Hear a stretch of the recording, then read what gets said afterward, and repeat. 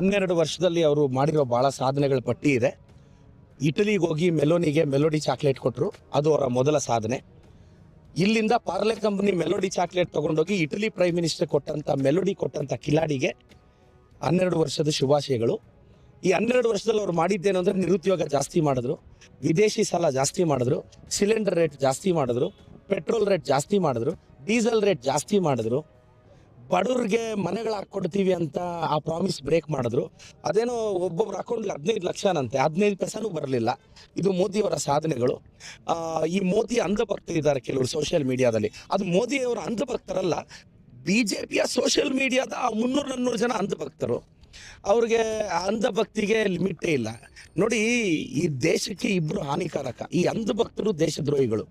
ಈ ಮೋದಿಯವರ ಅಂಧಭಕ್ತರು ಈ 12 ವರ್ಷದಲ್ಲಿ ಏನು ಮಾಡಿದ್ರು ಅಂತ ನಾವಿಟ್ಟಿರೋ ಕಾಂಗ್ರೆಸ್ ಸರ್ಕಾರದಲ್ಲಿ ಇಟ್ಟಿರೋ ಹೆಸರು ಚೇಂಜ್ ಮಾಡಿದ್ ಬಿಟ್ರೆ ಇನ್ನೇನೂ ಮಾಡಿಲ್ಲ. ಮೋದಿಯವರು ಅದೇನೋ 400 ಪಾರ್ ಅಂದರು, 300 ಪಾರು ಆಗಲಿಲ್ಲ. ಸೊ ಮೋದಿ ಅವ್ರಿಗೆ ಇನ್ನೊಂದು 3 ವರ್ಷ ಇರ್ತಾರೇನೋ ಪ್ರೈಮ್ ಮಿನಿಸ್ಟರ್ ಆಗಿ, ಅದು ಗೊತ್ತಿಲ್ಲ. ಚಂದ್ರಬಾಬು ನಾಯ್ಡು ಅವ್ರು ಯಾವಾಗ ಕೋಪ ಮಾಡ್ಕೊತಾರೋ, ನಿತೀಶ್ ಕುಮಾರ್ ಅವ್ರು ಯಾವಾಗ ಕೋಪ ಮಾಡ್ಕೊತಾರೋ ಗೊತ್ತಿಲ್ಲ. 2029ಗೆ ಇಂಡಿಯಾ ಕೂಟ ಬರುತ್ತೆ, ರಾಹುಲ್ ಗಾಂಧಿ ಅವರು ಪ್ರಧಾನಿಗಳಾಗ್ತಾರೆ. ಮೋದಿಜಿಯವರೇ ಇನ್ನೊಂದು 3 ವರ್ಷ.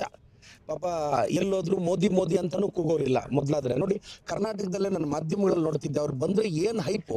ಇವಾಗ ಮೋದಿ ಅವ್ರು ಯಾವಾಗ ಬಂದರು, ಯಾವಾಗ ಹೋದ್ರು, ಯಾರಿಗೂ ಗೊತ್ತಾಗಲ್ಲ.